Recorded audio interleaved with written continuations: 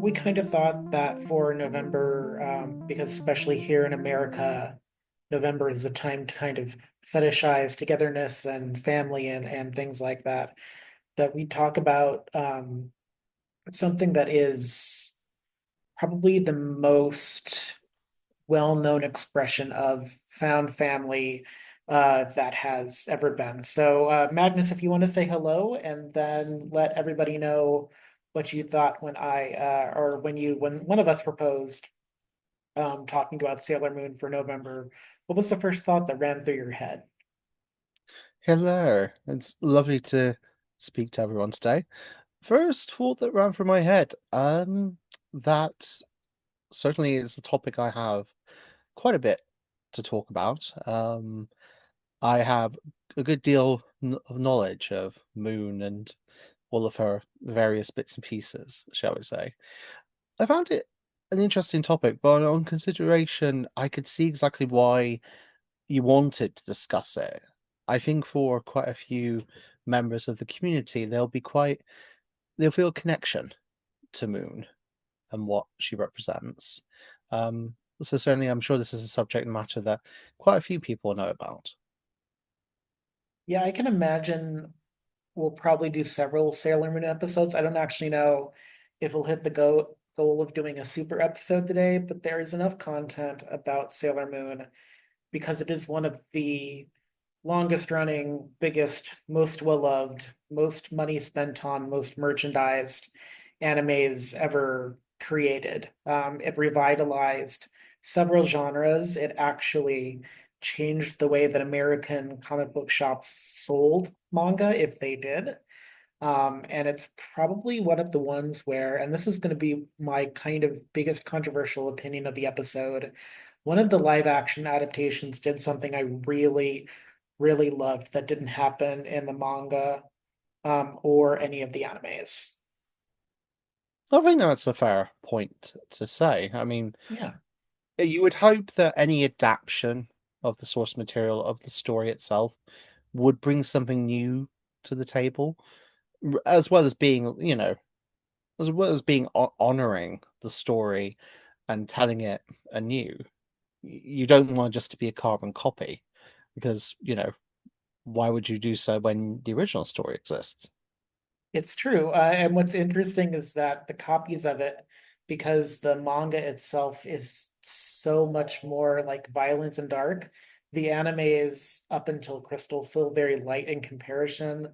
And then, except for kind of my favorite thing in the live action, um, not the musical, even though there is a musical, there's even I think it's a J-pop girl group based on Sailor Moon called KSK5, SG5, something with five in it. But specifically what I'm talking about is for people that haven't seen the live action Sailor Moon, not the musicals. The musicals are great. I've only seen on a YouTube rip, so I don't know how it is in person. I imagine it's fantastic.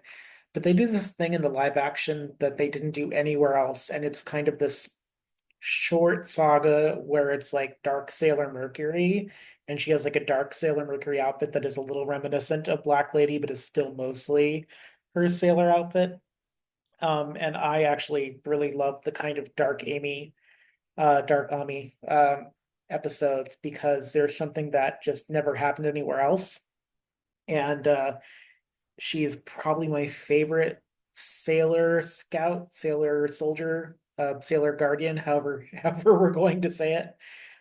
Because it's said all of those ways are actually accurate to say, because depending upon the adaptation, they often name them differently. But yeah, so I think Hmm. my first kind of controversial opinion is I really like the Dark Ami saga. I think especially the way they revamped her outfit when she was evil, quote unquote, is actually pretty genius because it keeps her and then builds evil onto it in a way that's very recognizable. So yeah. Hmm. I completely see your point, and also the fact is, it's well established within the manga and the anime that characters can fall to the dark side or fall to corruption. Um, oh, I forget what was his name in. the Japanese versions. You had Usagi and Mamoru, that's it. Yeah. Um, I was gonna say maybe if we can, maybe we'll use the original Japanese names, unless we get stuck and then we could switch to the Americanized Western versions if needs be.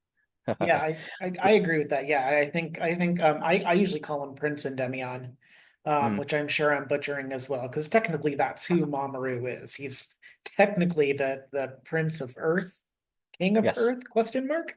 And so I tend to call him Endymion. Mm. Actually, his the Prince Endymion Queen Serenity, and I think it's a Chibi is the third one, is like my favorite three-pack Funko Pop set I have. I have every Sailor Moon Funko somewhere. I literally like special ordered.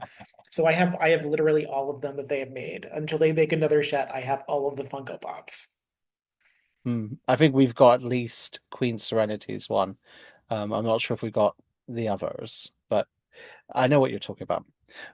But yes, about Mamoru, it's been well established characters get corrupted and can be corrupted. Mamoru, I think at least gets it a couple of times, and he gets brainwashed another couple of times.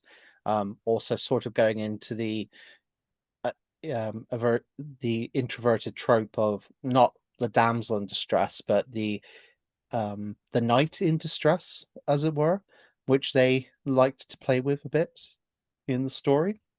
Um, I don't think it's inappropriate to say he was a damsel in distress because he has all those hallmarks of it. mm, And what's interesting is he also had just about as many concussions as most American football players had. That poor man got concussed so many times and he died so many times. You kind of start to feel bad for him a little bit, honestly. mm, in, indeed. But yeah, the whole thing about corruption, there's a real theme of it. And I suppose it works into the whole thing of Sailor Moon as a character is all about love and purity. And at the same time, we have very definite examples of corruption within the manga as well. So that could be a running theme that you could look at running throughout the stories and how, despite facing so much adversity, she never completely loses that element of purity or selfless love that she gives out. Yeah, and I think that's something I really love and admire about Sailor Moon is that in its creation, its inception was about it kind of follows. I kind of love this actually. So I was looking at some interviews they've done. Sailor Moon really does follow a Sentai model, so it does follow that Power Ranger model, but the Super Sentai.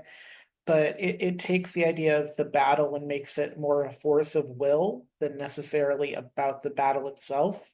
And Mm, I think it's a really neat kind of flip on its head to make it about, especially about the drama, the emotion, to take the idea of being the double identity, and I think I'd argue it's much more sacred almost in Power Rangers and in Sentai than it is in Sailor Moon. Like, yes, everybody has double identities, but except for kind of in the first season, with Naru, it doesn't feel like the double identities of becoming a sailor soldier, except for fighting the monsters, doesn't really seem nobody seems really put at risk by it. Like it makes sense. Because outing Usagi as Sailor Moon doesn't ever really put her life in danger, except for the people that already have her life in danger, essentially. yes, I totally get your point about that. There is definitely the element of danger, of peril, is definitely there. It's not focused so much on discovering her identity and the Sailor Scout's identity, or that's definitely something that plays into it, especially as the story goes onwards. But the element of peril, it definitely goes towards all the victims of the various villains and the monsters of the week.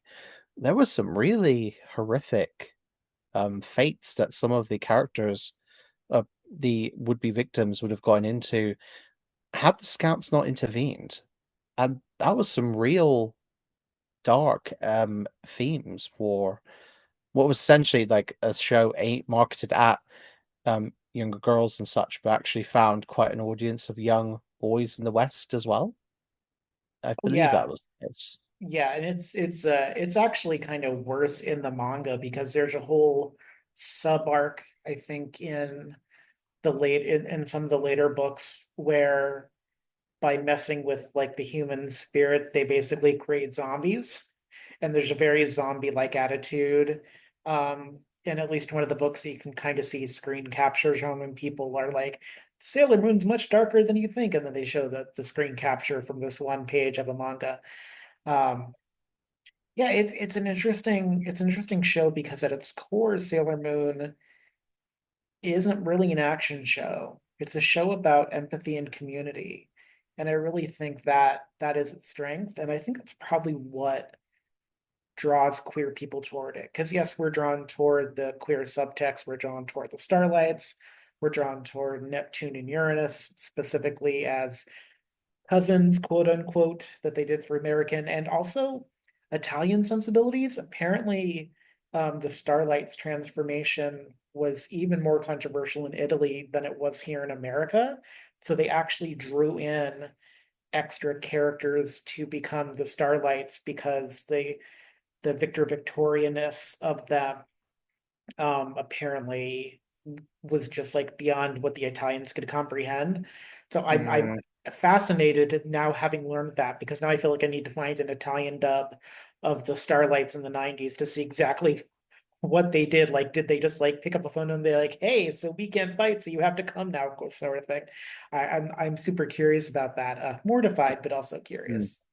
If memory serves correctly, with the Italian situation, yes, what they ended up writing them as was the male personas of the Starlights were cast as I believe it was the brothers of the female versions of the Starlights. And when the female Starlights were needed, basically the transformation sequence instead was made out to be the male Starlights were sort of teleported in an instant, and the female Starlights took their places. Um, but they weren't actually becoming, you know, for male forms to female forms or vice versa. They were two separate people in a way that just happened to share identical faces and similar sounding names.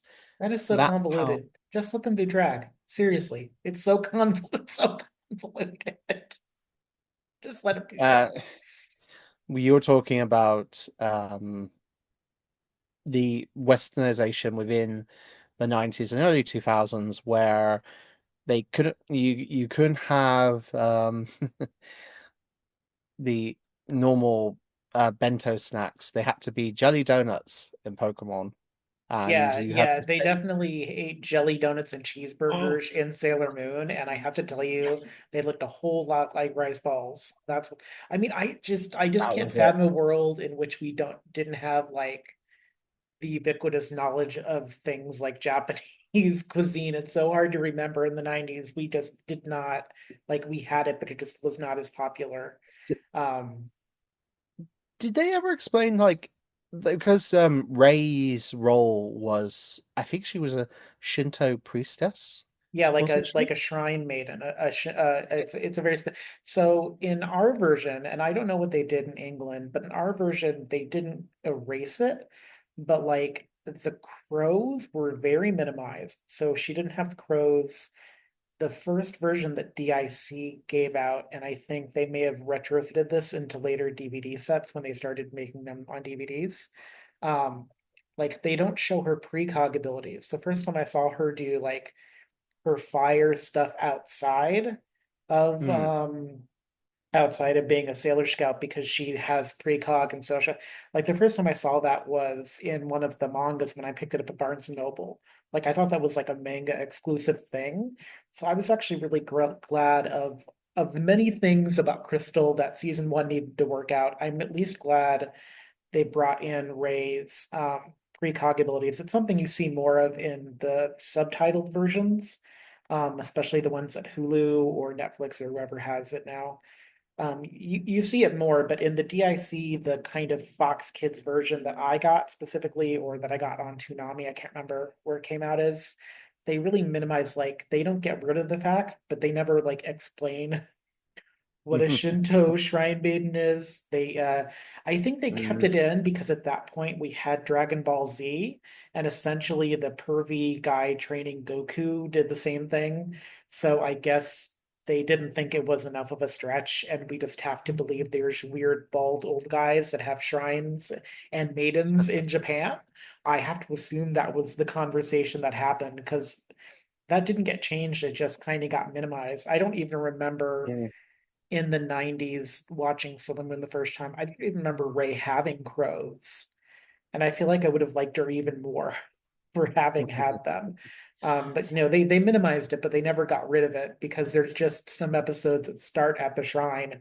So you can't actually get rid of the shrine because it's, and then they add Chad, who doesn't really exist anywhere but the 90s anime because he's not in the manga at all, I don't think. And Chad is the one that is like the human person that is in love with Ray, which I can see because mm. Ray is very badass. So Um, I'll mention about Chad in a second, and about I'd love to just go back to the whole thing of the queer analogy within Sailor Moon in a second, and then about anime with Chad. From what I understand, he was added in along with a lot of other content when they did the transition from the manga to the original anime, because the original anime was about 50 plus episodes each season, because they were really marketing it as this new big um early morning cartoon aimed for kids and such. It was almost ubiquitous, I think you could argue, like the Smurfs were for Western audiences. Suddenly it was this big, like, cartoon thing that they were just putting onto cable in the early morning slots. So they ordered loads of episodes. And because of that, they added in lots more characters and subplots to the anime. Um, Having rewatched the anime as an adult, I really don't think it hurts at all. There's actually quite a nice few opportunities for character depth added with some of the stuff going on, and you could clearly see which episodes were themed around which particular characters. It wasn't yeah. subtle, but I I did appreciate that. So before we go on to the queer analogy, I actually do have a question because we do different Mm, levels of research. And I saw this in the Wikipedia and I didn't have time to back it up with any actual source. mm. Um, uh, do you know if it's true that the creator didn't want to do more than one season? Like she wanted to end it after Queen Beryl because she couldn't figure out what she wanted the anime to be. Um, and it was like her Um, editor's suggestion that they add Chibi Usa in. So I didn't do any research outside of Wikipedia, but I know Wikipedia has led me astray before. So I'm wondering if like you came across that information as well. I don't know if I recall anything about that. Um, I don't know about the mangaka. I always get this trip up on this word. The mangai, the creator of the manga, shall we say, the manga writer. Yeah. Um, I don't know what her creative process was. I do recall a fact that Chibiusa was written in to give a little bit more of a younger girl perspective and representation. Because Sailor Moon was apparently being seen as like the cool older sister sort of character for some girls, and they wanted like a younger character that could kind of bounce off Moon. Um, and what they couldn't give her like a new sister out of nowhere, so what they decided to do was lean into the more mythology side that they were building up with the Moon Kingdom and such, keep transitioning it more into this fantasy epic which they were doing. Because there is quite a lot there. That is a huge theme within Moon. I think that a lot of people don't realize is the fact is it's a fantasy epic at the end of the day. I think epic is a good word for it, in a variety of ways. And it's an interesting thing too, because it has some shades of predecessors like Knights of the Zodiac, where it is themed around space, but it's also themed around gems and metal, and like going back to the earlier thing where in Sentai they have battles that are about the physical thing. Almost all the battles in Sailor Moon are battles of will.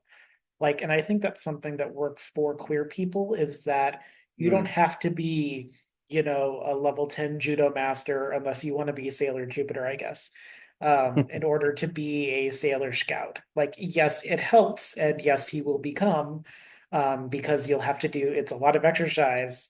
And also you're in a very short skirt, so it's, not a half bad idea to at least have nice legs.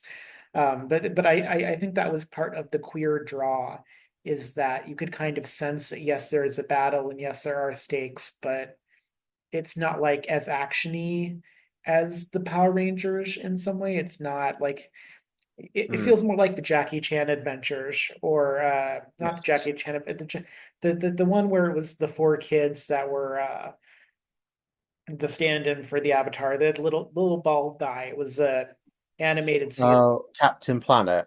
Not Captain Planet, it's that little The- bald guy, and then there was a dude, his name was Clay, and he had like a cowboy hat, and there were four of them, Oh, and oh, they, I know what you're no, saying. Um, yeah, with the medallions or whatever it was.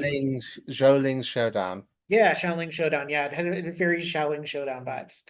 That just tells you how old I am. That in the recesses of my memory somewhere is the Shaolin Showdown show. Yes, we're still with the same catchy theme song. Yes. Um, I want to touch upon Korean analogy in a second, but something that you said before actually drew out a interesting fact I recalled. You mentioned about metals and such. I remember reading an academic article on Sailor Moon a while back. Someone was doing an in-depth analysis of themes within the series, and I think they summed it up well. They looked at the fact that you're using planetary bodies, elements, stones, metals. It's pretty much not so much looking at references to classical elements. It almost feels as if a lot of the naming convention takes inspiration from classical alchemy because that used various metals, it used various stones and elements and things, and the planetary bodies. It almost feels like that was what the manga writer was drawing upon for inspiration, especially during the first season with the Dark Kingdom and such. It started, and then also into the second season, where you again have the gemstone naming theme with the people of the moon from the Dark Moon Kingdom. Um, The Negamoons. the Negamoons, yes. Yeah. Well, or they, It's such a dumb. I'm sorry. Like I love the second season. I love Queen Nehelenia, but like Negamoon was the best you could do. Like you've sucked all the life out of all these people to live longer, and the best you can do for your tribe is the Negamoon. Really? Like anyway, that's just a little thing. And the way she yes. dressed was just fabulous. Like the villains of the show. Like if you want to talk like queer drag villainy, like the saddest moment of Dragula that I can think of is Erica Clash doing this the outer space episode and dressing as a Sailor Scout and not dressing as Queen Beryl. Like the opportunity was right there. Every time I see the episode, I'm just like screaming at my television or my laptop. Erica, why weren't you Queen Beryl? Why were you a Sailor Scout? They wanted dark. You could have been Queen Beryl, Queen Helenia. Come on, Erica, it's right there. And then no one can hear me because I'm alone in my room. It's certainly with the female villains of the show went hard. Queen Beryl, Queen Helenia that you mentioned, which probably is my favorite of the villains, Galactica, and their various underlings like the Witches Five and such as that. Yeah. The male, the male-esque villains, Death Phantom and Pharaoh 90, they had it a bit worse actually. Had personality and they had um definite presence and they were threats. But They were more like nefarious forces masquerading as beings. They didn't command the same sort of stage presence that you got with the female villains, which makes sense since this is very much a female-centric show. The men Yeah. will sadly always be the in the supporting roles, Well, and so to speak. except for the Kings of Heaven, and even one of the Kings of Heaven is more male coded in the DIC anime, Mm. especially. There are a couple instances. One of them from the Fisheye, Hawkeye. What's the third one? One of them from that trio. Tiger's Eye, Fisheye, and Hawkeye. Yeah, one of them is actually differently gendered in the manga, and I can't remember which one it is. Like they It changed it. it was Fisheye, I believe. Yeah, so it's interesting too. In the gender play of the series, we always kind of look at the Starlights and Sailor Uranus, especially as kind of the drag coded or the trans coded, and it's never really explained explicitly.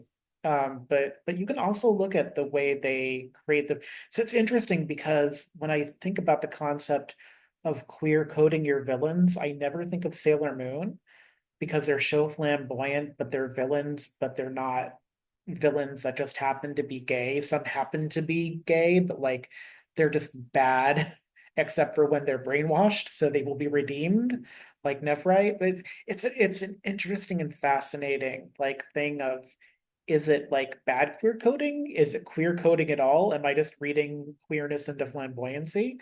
Sailor Moon is a Mm. really great show on that many levels. Like it's great to hear that people are writing academic papers about it because even if that wasn't the intent, like when you adapt something and you make changes like that, it does create a conversation for better or for worse. And I think Sailor Moon does something in that arena, which is why it's why I think I read it sold like 1.5 million copies of the reprint for the anniversary, the Eternal Sailor Moon Mm. mangas, which are the reprints for the anniversary. Like it's still selling a lot. It Oh has yes, not slowed down. it's it's not just a media franchise; it's a media empire. Yes, Because which is what they wanted. So good for oh, them. definitely. Because you've got Sailor Moon cafes, Sailor Moon museums, exhibitions. They will play episodes from the series or the movies, um, in special like in different locations and such. It's constantly going on, and there's a massive fan base in the West for that content, and definitely in terms of merchandising. Um, let's see, I really wish it's they'd not. done the ice skating show, by the way. I have to tell you, when I read they canceled the ice skating show, I was so sad because they kept trying to do it during the time of vid. And I was like, you know what I want to see as a gay 38-year-old band? A Sailor Moon ice skating show. Like, come on, make it happen. I'll buy like 10 tickets. I know at least five people that will come with me to see the Sailor Moon ice skating show, like in costume. Like I'll make my own sailor outfit. I don't even care. When you have something like that that's so well beloved, you're even willing to make plans to cross continents to go and take part in something. Because it's not, you're not going just to watch it, you're going to there to take part in it or to feel like a part of something from your franchise that's happening. I'm thinking about like the Sailor Moon rock concert shows and things Oh that God, they've I'd also love to had. see the Sailor Moon musicals. They've done 13 of them. It's amazing. They've had the same Sailor Moon for every iteration. And it's incredible. If they did an anniversary special show, I don't know what the next anniversary is. I would have to double check. But if they announced that like this is big, super, I can guarantee you that there would be fans in the States and in Europe that would be like, oh, well, I want to go on holiday this year. Um, Japan's always been a place I want to go. I'm going to do that so I can go and see the show and take part in that. And the museum. Like the museum Yeah, is great. I've seen pictures yeah. of the museum and just like because the costuming of the Sailor Scouts is based on, I think it's based on Dior or something like that. So it's very classic, very high art.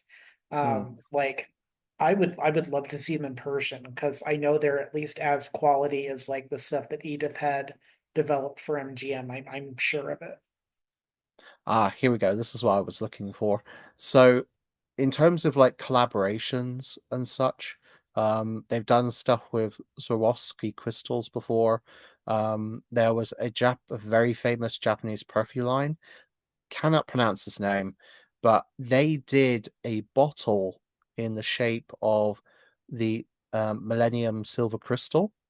Um, and once you used up the spray, you could keep this bottle, which is a perfect replica.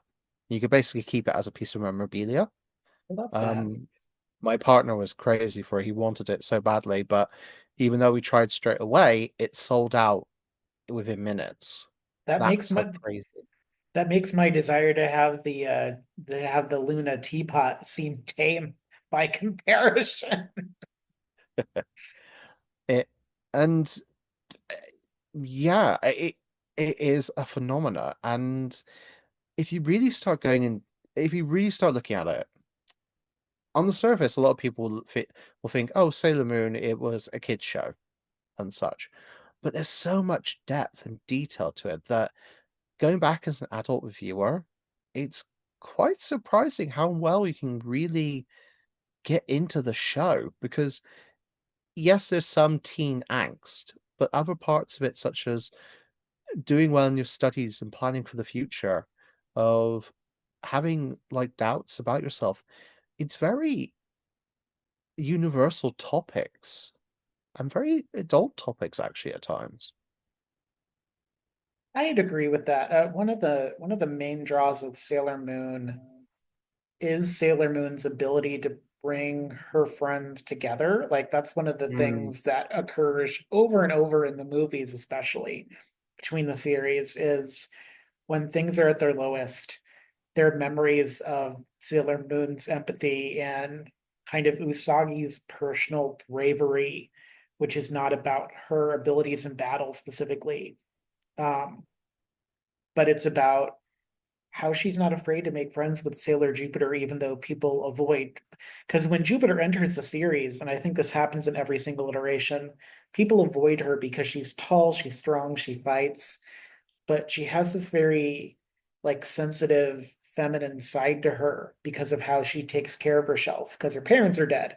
She's basically living the Superman life essentially in some ways. Um and like the kindness Usagi shows, of course there are ulterior motives because she also makes fantastic food, so Usagi also enjoys having second lunch in kind of this Hobbit sort of way.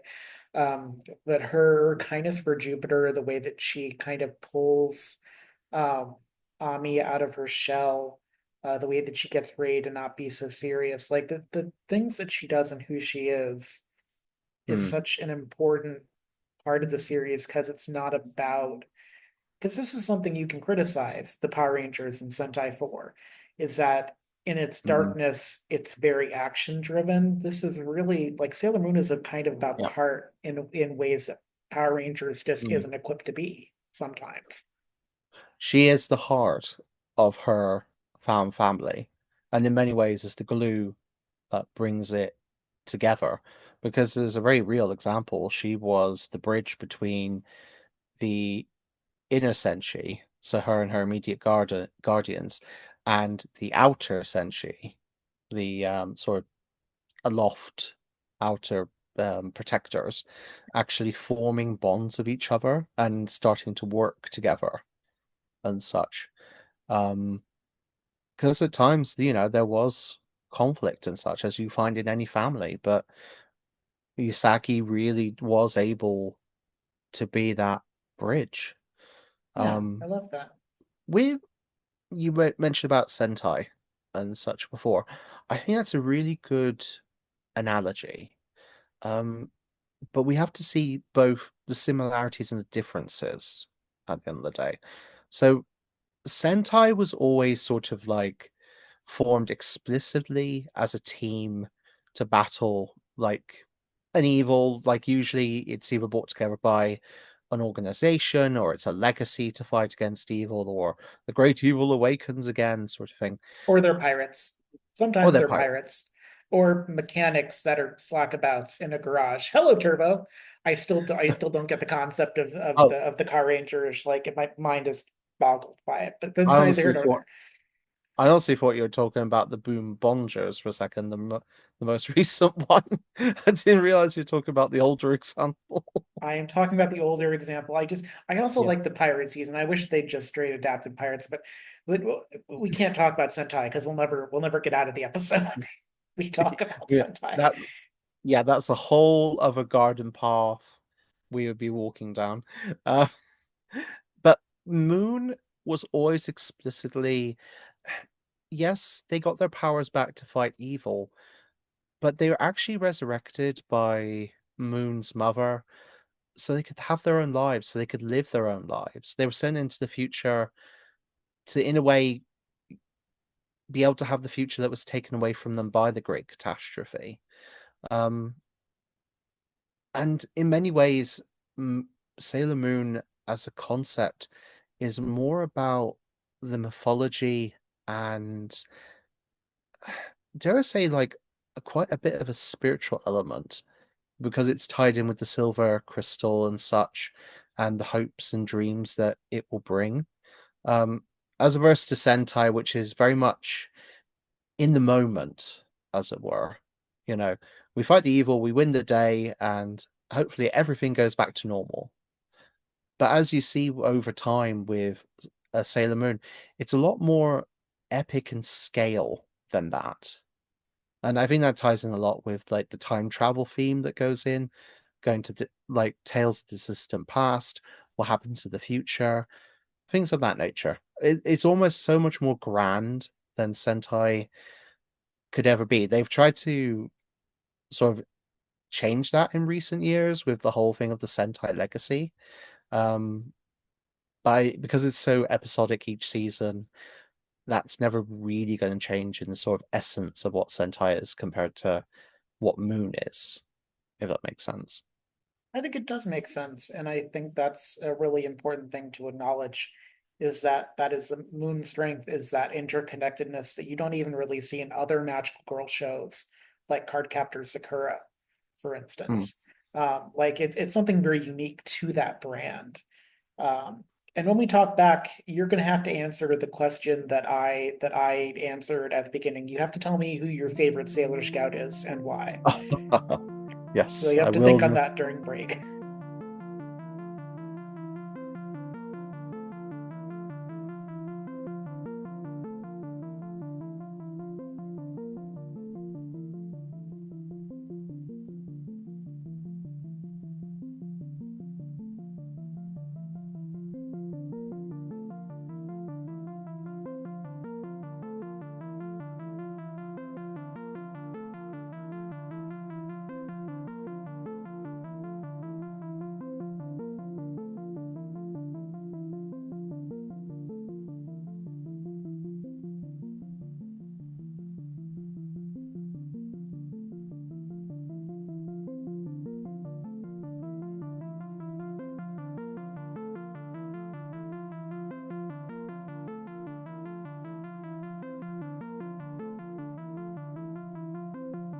The time has come, Magnus.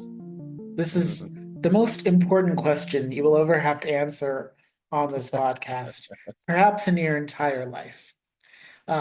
So I go back and forth because I actually think each of the Chiller Scouts are really valuable, but I'm really drawn to kind of being the first and to Ami's struggle with not accepting the responsibility of being a Sailor Scout, but of what that means for like the future, and if she can be a doctor if she wants to. It's a harder question than um, which Digimon person are you? So, which Sailor Scout is your quote unquote favorite, Magnus? Oh, it's a tough choice, I have to say. But I really can't say no to Sailor Tin Cat or whatever her name was from No, Galacticus. So, there was a tin cap. There was also an iron mouse. So it's like oh, metal plus anim. Which when you talked about like the geology, the gemology mm, portion of it, I yeah, was like, that's why those always sound so weird in my yeah, ears. But that's an actual like corrupted sailor scout that does exist. Is the tin cat iron mouse characters. yes. But I pull your leg, good sir, with that one. As humorous and interesting as those characters were. Um, in terms of actual Sailor Scouts, hmm, I've always fluctuated between Pluto, that wonderful, wise, aloof, but strangely sad individual, and Saturn for her mystery and dual nature as both a guardian and a destroyer. Every time I think of Sailor Pluto, the old the old movie quote, "Oh, she's so tall." Which nobody will get but me and like five other people. But yeah, that's interesting that you're drawn to the outer senshi as opposed to the inner senshi. Do you have a reason? Is it because they're gayer? Is it because they're essentially living in a throuple, raising a child together? And there's even like one arc where they don't appear and they have like half a second in one of the in either the manga or one of the anime adaptations where like, nope, we don't need to. The Inner Scouts have got it. We're fine. We're just gonna be in our house like in the Hayao Miyazaki version of Japan. You're thinking about the dream arc when I always get the lesbians mixed their names. No, they're not It's a lesbians, they're cousins. They're not lesbians. They're uh-huh, cousins. uh-huh. They're We don't talk about they're our real close for being cousins. I've never been that close with any cousin in my entire life. Um, yeah, Oh, I'm gonna keep it PC because there's so many jokes you could make, and some of these jokes probably w will sound awesome over a glass of wine, but yes. not in an episode discussion. When That's we're for trying to be everything more is gay after dark. when we're trying to be more sophisticated, sir. I'm Um, not. I'm not sophisticated. I lost that in the election. Now I'm just bitter and queer. That's what I am.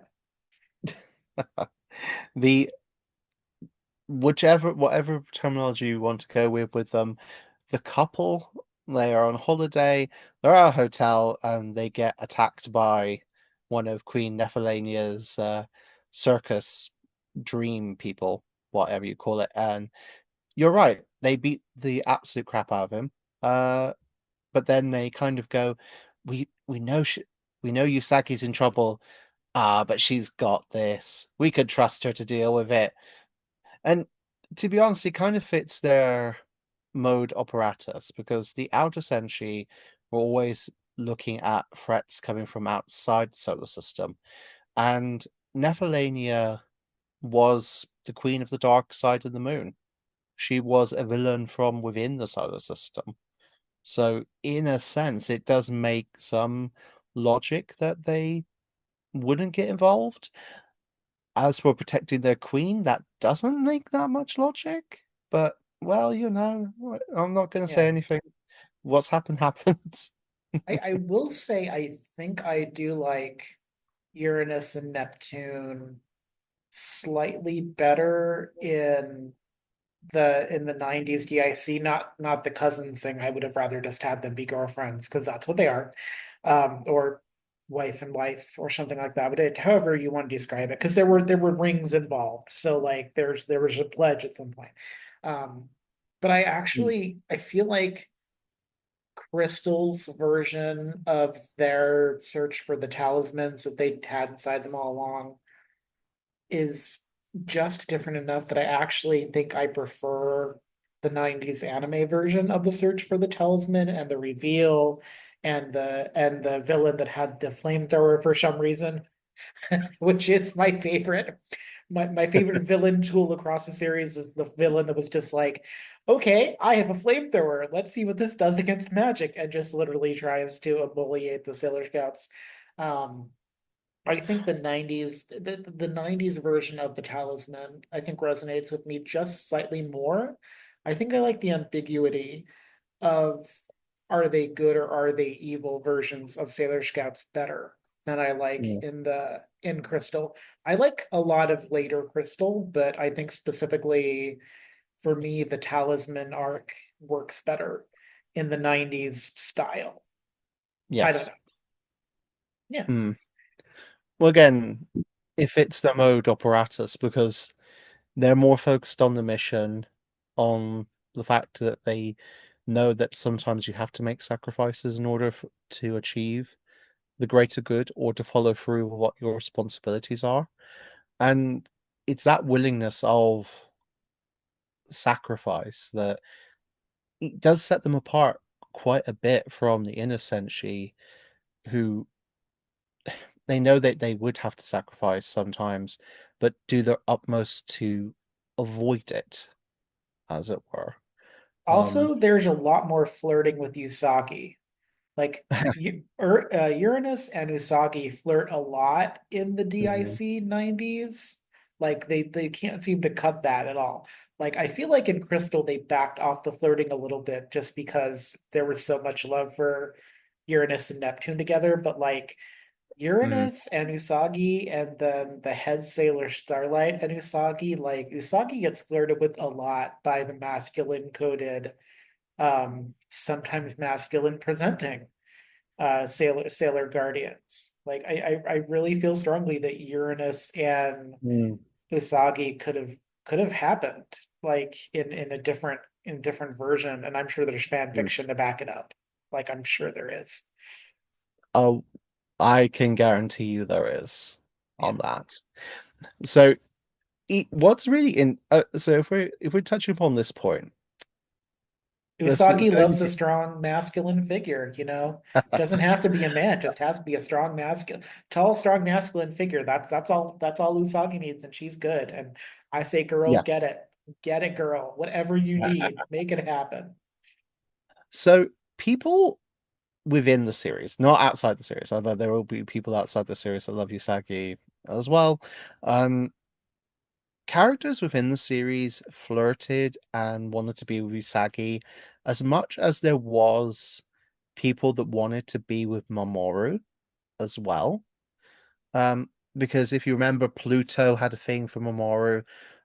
Ray originally wanted to date him and such. Venus Uh, wanted the guy that was Mamoru coded the that the ran the games club. arcade. Yeah. Yes. Um, And then the I, aliens. You yep. have to mention Ale and Anne or on Yes. Ale and on Anne on the Hell Tree duo. Yes. Which I believe they're just a filler arc, aren't they? In the original manga, in the I original anime, they weren't in the manga, I believe. technically they are a filler, but I think for filler, they're incredibly strong. When I read that Yes, on the Wikipedia, I was like, the Hell Tree was filler?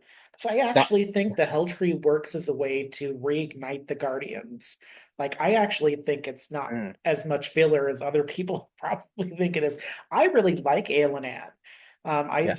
I think the movie that came out of it is really good too. Like, and the iconography of Serena and the Sailor Scouts or Usagi and the Sailor Scouts like on the asteroid, like moving it away from the Earth, and the guy reaches out to like take her brooch to try to stop her. And I think it's the best movie in my imagination, other than the Mm, new Eternal Sailor Cosmos movies. But like I yeah. don't think the Makai tree, even if it is filler, like that's some really strong filler for being filler. That's like we're gonna rebond your teeth kind of filler. Yeah. If you didn't know it was specifically created for the anime, I think anyone that was watching it would have just presumed it was a short arc from the manga, sort of bridging like the first season story and the second season story. I would have I assumed it was from one of the magazines that before it was a manga, it mm, was a magazine serial. I just would have assumed yeah, it was like a serial one off. Yeah. it was that strong, and it was great. I don't think it's any lesser in quality than compared to the other parts of the anime. Um, it works great, and Because there's some I do, filler episodes in the first Chibi Usa arc. There are some strong filler episodes that are like, yeah, damn, this is filler, but the Makai trees not feel that way. no, no. And they're very unique villains too. I really love Aelin Ann, Mm. honestly. The reason I bring up the the Mamoru simping as well, um, I remember someone commented to me once that they view Usagi and Mamoru as their favorite fictional bisexual power couple. Um, because of the fact that for to varying degrees, yes, they were getting hit on by various different characters and such. And there was even queer coded interactions between Mamoru and like a couple of the Heavenly Kings and such. And a Yeah, couple of there's no the way they weren't doing it. There's no way they weren't doing it on Earth. Like, there's no way there weren't at least like there wasn't at least skinny dipping. Like there had to have been at least skinny dipping. Like, come on. and yeah, like when you see the fact that all of the sort of like gender bending and gender fluency that's going on, and Usagi clearly has feelings for, say, oh, I forget her name, Sailor Starfighter, both in their female form and their male form. Yeah. Like, definitely Usagi is like stronger with her open bisexuality, but Mamoru is definitely not 100% heterosexual. Um, I mean, Arabian Night is probably 100% heterosexual. Like the concussed, not tuxedo mask version of him that I think only exists in the 90s anime, I think probably might be the only 100% heterosexual version of him. But he's in like 10 episodes, so it's fine. could they get away with that these days? I don't think they're gonna I don't think you get away with the character called Arabian Night who is shrouded. Yes, I don't think Arabian Night would fly. I don't think Arabian Night's in because I've watched Crystal and I don't think Arabian Night is part of that. Like I don't think they No. bring him, but they have so much other stuff that Tuxedo Mask does that's really good and giving him a transformation sequence. I don't know if I like the transformation sequence, but it's nice that he gets one. Um, I, yeah, Arabian Night is just a weird, like, of the things of Sailor Moon that I don't like watch anymore. Like, I just kind of flip the episodes. The Arabian Night saga is the part of the DIC Mm, area. I'm just like, I'm good. Let's just move on. Keep the train rolling. It's kind of like the Chibiusa mm. filler episodes where she's in trouble again and they have to save her, and it's like not the episode where something big is revealed. It's like I can there's about 10 of these episodes I could just like fast forward to like the reveal about Saturn, kind of thing. By the way, the character's name is Sailor Starfighter is the leader, and that's Seiya. I want to say that's Seiya. Oh yes. Yeah. In that. By the way, big double dragon vibes with that long ponytail and like the Mm. fighting glove tape, like super fabulous double dragon vibes, and I'm living for it. Like the Mm. Starlights, the fashion was on point with the giant black boots. Like, come on, step off of my neck, daddy. Oh, oh my God. Sorry, just so many thoughts going in my head. Quick. I'm just waiting for your queer Sailor Moon calendar to come out for your next for your next super successful Kickstarter. Um, well, I'm not averse to doing a sort of Magic Boy group at some point. Um, and I like the notion of actually doing a parrot. I've had some ideas for different parody works and such. I won't go into too much detail because I could waffle on for ages about it. But no, a Sailor Moon parody thing actually wouldn't be an awful idea to Yeah. do. And we see what's Uh, interesting is that when you see Sailor Moon done at conventions, a lot mm, of it is girls in the ready-made costumes. But you're starting to see the trend, especially now, of it's one of the few times at cons where I feel like drag is accepted, and it's only the scouts. I've never seen a drag barrel at con, which is weird, and I might have to change that. Like I've never seen like Beryl and Nehelenia are definitely drag queens. Definitely. Galaxia kind of lesbian butch coded. But like the only time I've seen it at con in drag where it feels quote unquote acceptable is definitely groups of men dressed in scout drag. Mm, Like it's a really weird, interesting thing of like that seems to be the only acceptable con drag that I have seen. Bear in mind that I'm very casual in that, so I could be very wrong, and it could be like there's a big drag con scene going on that I'm just missing because I'm not looking for it. But like when I see it in the like casual sectors of like Instagram, it's always men in groups doing Sailor Scout. mm, Uh, I haven't seen that phenomenon anywhere else. Not even in like Morphicon, which again I'm casual because I can't afford to go to Morphicon. But like I mm, feel like it's the only time I see the drag as like an accepted mainstream is the Scouts, especially. But like mm. just the Senshi, Well, like yeah. let me ask a question then, sort of as a challenge to sort of help with the thinking on this.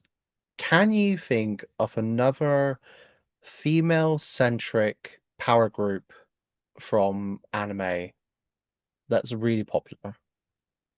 I mean, I don't know enough about anime to know. Like, I would say Inuyasha, Bleach, and Dragon Ball are probably the other three. Mm, Attack on Titan and Gundam would probably be up there, but but yeah, I don't have enough knowledge base to know. they're all male-centric. Yeah, Like, you'll see like so many Ichigos and Toroshiros from Bleach. You'll see loads of people as Naruto as Sasuke, um, which you'll probably see some people doing drag kinging in which I love. for those I characters. stand a Drag King. God bless the Drag Kings, you know.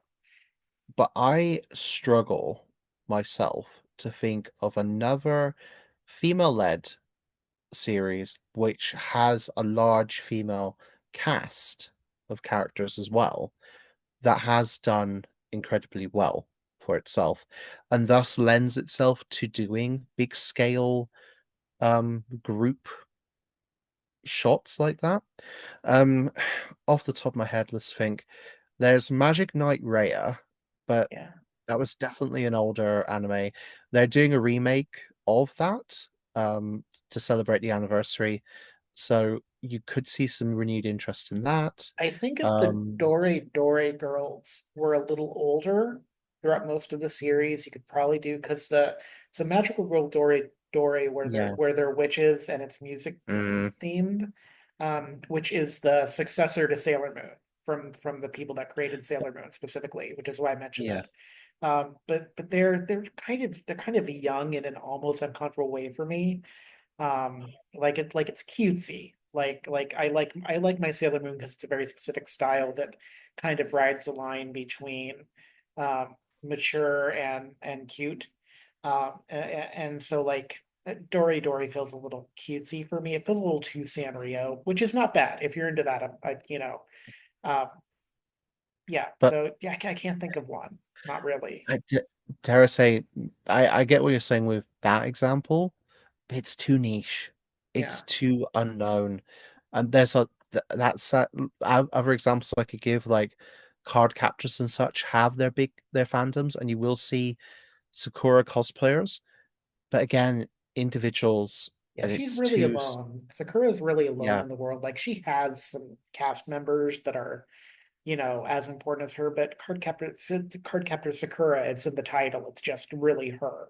Sailor yes. Moon, like you build the Guardians out and you have literally a heavenly body of host with you. Yeah, there's just and it could just be because I haven't studied it. I don't know, like I could probably ask my friend Nick who like lives on Crunchyroll, Mm, his Crunchyroll account, but like yeah, like as far as effortless drag cosplays go, that has been what I've seen. But also, what's interesting is it's very rarely ever Beryl or Nehelenia. It's always the scouts. Like, I don't even see a lot of like. Endymion cosplays. Like even in couple cosplays, I don't see a ton. It's almost always the Senshi. It's very rarely uh Usagi and Mamoru. Mm. Because it's an actual thing you can use for friends as well. And you have a group of friends that are really into Sailor Moon, and you're going to a convention, and if there's that desire to cosplay, all of a sudden it's like, oh wow, let's do Sailor Scouts and such, and um, da da da da da, and it's a great idea for a thing. And this comes back to our whole thing of the fact that Sailor Moon is a phenomena. Um, People dressing up as Moon. It's almost akin to Rocky Horror Picture Show with people that love to dress up as I would Frankenfurter in the cast and such. I would go to a Shadowcast Rocky Horror Picture Show version of Sailor Moon. Like if someone wanted to put like Sailor Moon R up on the big screen and you just have like people come in dressed as Ale and Anne, I think that's R.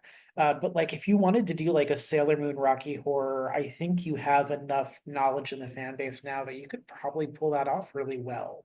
Mm. Because people have costumes. Like people will go Yeah. up on stage and do a transformation sequence like the time warp. Like I can envision that being like that is a cottage industry yet to be formed. That would, oh wow, that would be fantastic. I cannot imagine how expensive, because the thing about Rocky Horror Picture Show is you pay for royalties to do the shadow casting. So my Mm. thing is it's probably not happened because of how expensive it probably is to get the rights to do the show is likely the reason it hasn't had it. But if it's not expensive and someone wants to do it, I will even play the nerd character in season one that goes off screen with quote unquote Molly slash Naru. Like I don't want to, but if that's what it takes to make it happen, I'll play the nerdy character. Like So no skin he's off my bones. Yeah. so he's going to be the professor. Minoru and Usagi are going to be the couple. The say, and maybe Beryl can be Frankenfurter Uh or something like that. Barrow would make a good riff raff probably. Or magenta, I would say actually.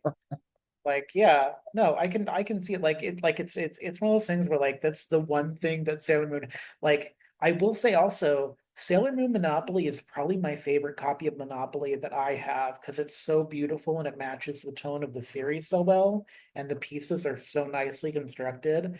I think Sailor Moon Monopoly is probably my favorite Monopoly merchandise I've ever bought. A pride of my collection, quite easily, I have to tell you. We have that, the Sailor Moon Monopoly, Yeah. so we know exactly which one you're talking about. It will only ever be eclipsed by whenever I can get to Japan so I can make my pilgrimage to both the Sentai and the Moon museums. But I think both of the museums, and this is something interesting about Japanese culture in regards to this sort of manga culture, is that it's slightly more ephemeral. Like it takes much more of a like not that it's not going to last, but it takes more of a business tone almost. So it feels like having these museums. I think the Sentai Museum might be in a permanent location, but I think the Sailor One moves around the prefectures. I don't think it's ever Hmm. in one location permanently, and I'm very curious about that. I know the Sailor Moon cafes move around at the very least. So if the museum might be permanent, but at least the cafes move around, which I'm just intrigued by as like a consumer that Hmm. always wants things to be in one place for me.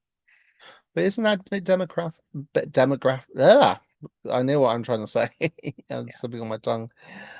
Isn't that a bit democratic though, by allowing a moving place to go around the country so anyone can enjoy Yeah. it? In I a mean, I'm way, not mad about it. They also have great yeah, public transit in Japan. So, like, I'm not mad yeah. about it. It's just not something like my brain can't seem to be like, why is it not always in this one place?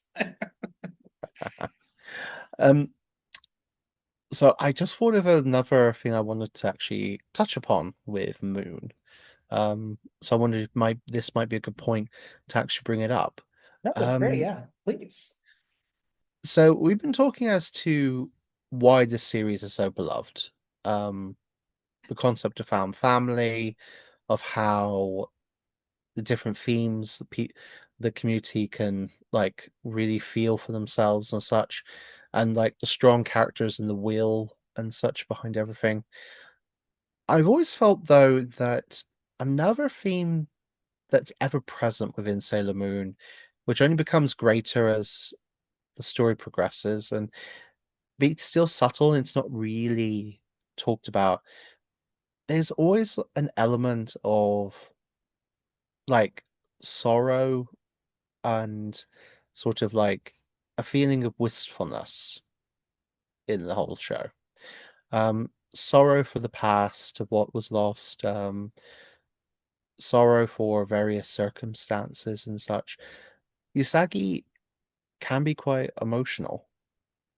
She's always strong. She always has a strong heart to go through whatever struggles and such she goes through for life and such as that, and through all of the different struggles that the other characters go through as well. But I always felt like there's a great sense of sadness in Sailor Moon that, and a bit of nostalgia and longing, actually. And it's never so ever present that it overwhelms the story or even like the fun parts and such. But I always feel it's there in the background. Agree with that. I think it has to do with the show being about the heart. Um, like the bittersweetness I can definitely see. It occurs in some of the backstories of the people that Mm, get their hearts stolen as well as that. Like oftentimes, like the brightest hearts shine because they have a specific gift that they're using and investing in. But sometimes the hearts shine because of the heartbreak it's been through and kind of learning to rebuild itself.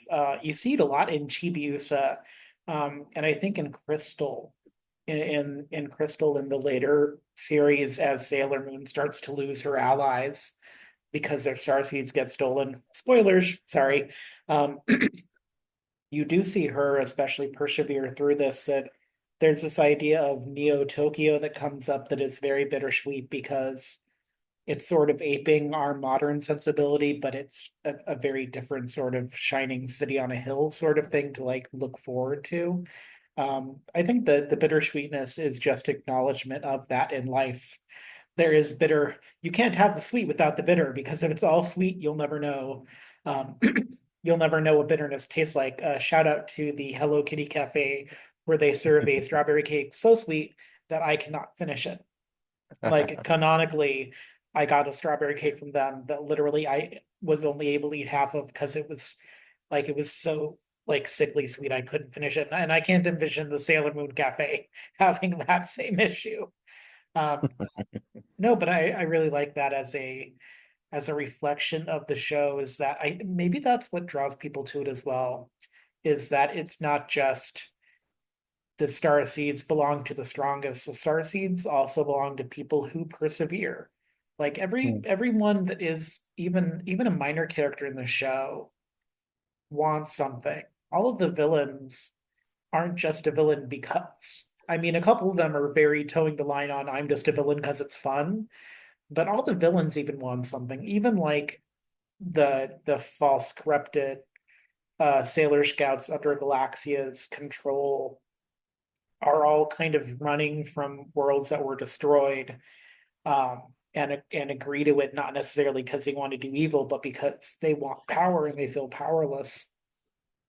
And it's such mm, a it's so heartbreaking, and that's part of why I like Crystal and the end of Galaxia's story and Crystal more is because Sailor Moon gets to talk about war and what war does and what brings her joy and why she fights.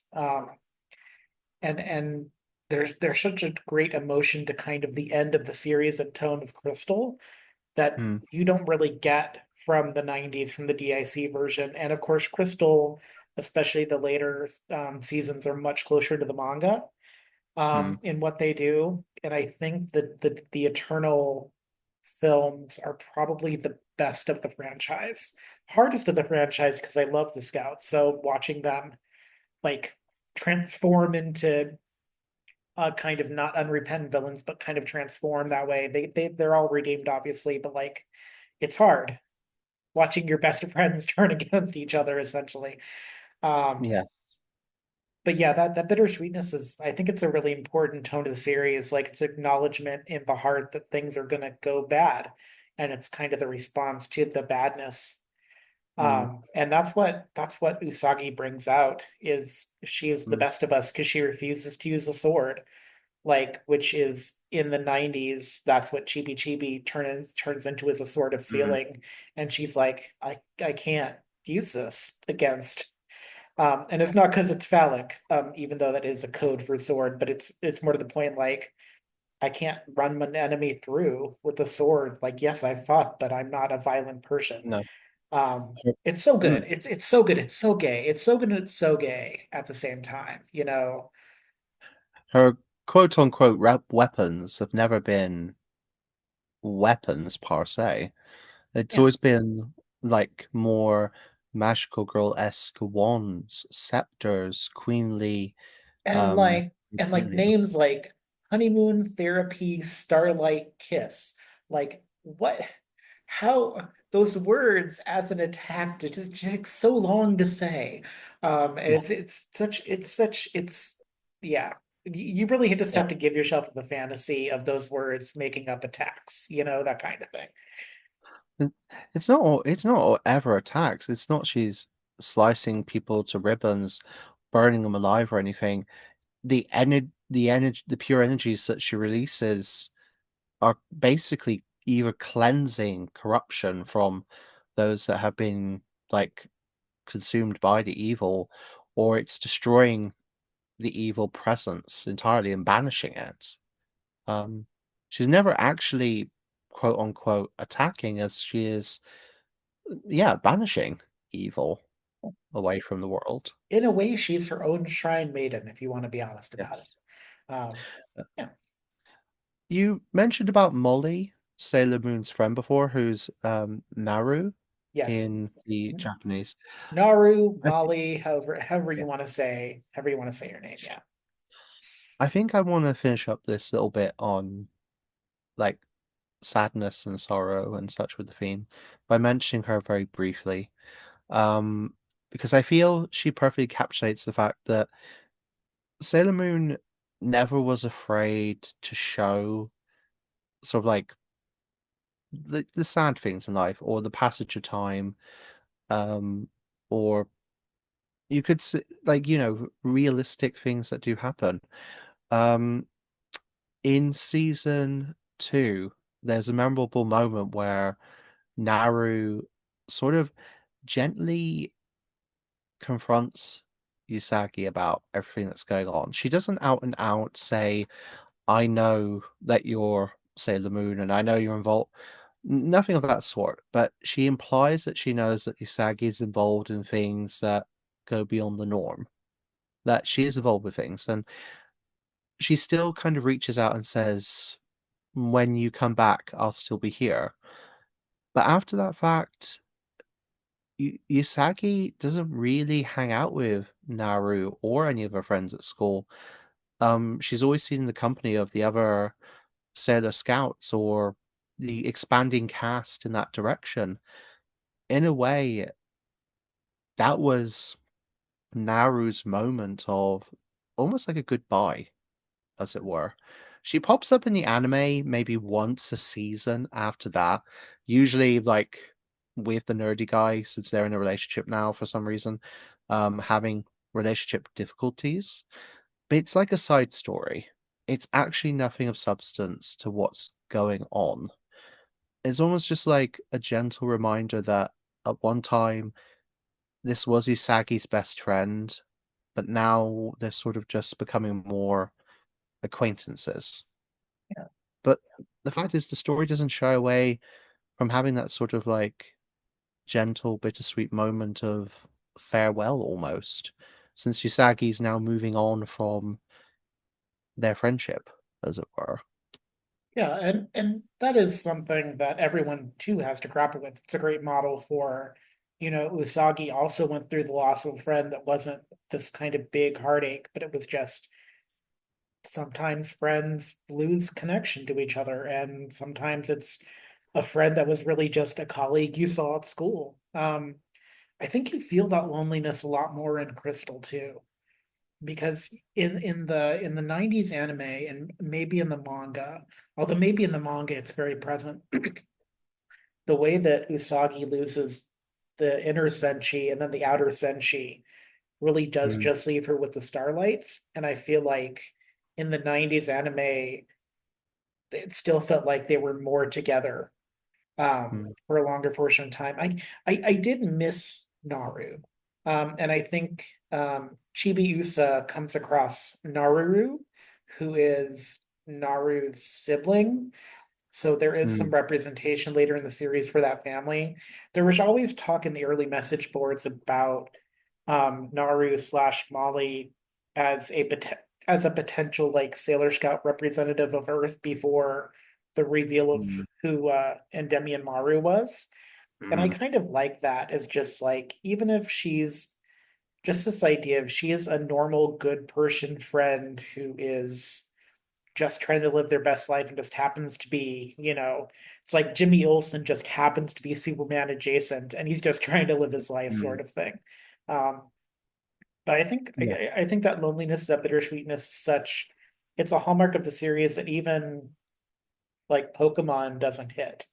Because Pokemon does tend to hit on some of those themes, but yeah, it really feels like a Moon exclusive sort of Mm. theme. Yeah. I think we can wrap up by saying when you consider all this, and we've only really scratched the themic surface of what Moon is about, there's nothing that's quite like it. Within manga, anime in general, there's been a lot of copycat copycat attempts, but nothing's really captured that sheer phenomena or identity that Moon ever that brought about. I would also be curious to know how many people that like manga that have watched more than Sailor Moon have watched maybe 3 or 4 different series. Um, I would wonder because this for me is the kind of the lasting legacy of Sailor Moon too. I can go back to Sailor Moon. It has the feel of a comfort show because you know that Mm, people are going to be in danger, going to die, but you know they're either going to be resurrected or you don't have to worry about them because they're going to be safe at some point down the road. Um, I'm curious for how many people Sailor Moon isn't just something they love, but it's also something that is of comfort to them in the aspect of found family, in the aspect of mm, transformation, as it were. Um, I'd be curious for how many people it's also the rewatchability because it has sort of that Great British Baking Show vibe to me, where it's like I'm watching it also because it's familiar, because it's safe. yes. Even in its danger, I feel a sort of safety. And also the aesthetic is just wonderful. Mm, indeed. Well, I think that sadly brings us to the end of our conversation for today. Wait, we don't Um, have we don't have that the sailor segment from the 90s DIC when they were trying to force in the extra moral lessons. Where's the sailor segment? We were supposed to somebody really slacked on that, but yes, stay in school, don't do drugs and eat a balanced healthy meal 3 times a day. Also respect your parents and clean up your room. Yes, Sailor Moon says all of those things. Um, also, everyone have a wonderful start to your holiday season. We have one more kind of wonderfully big episode coming up to wrap up season 3. Can't believe we've done 3 seasons of this. Woo! Woo. Um,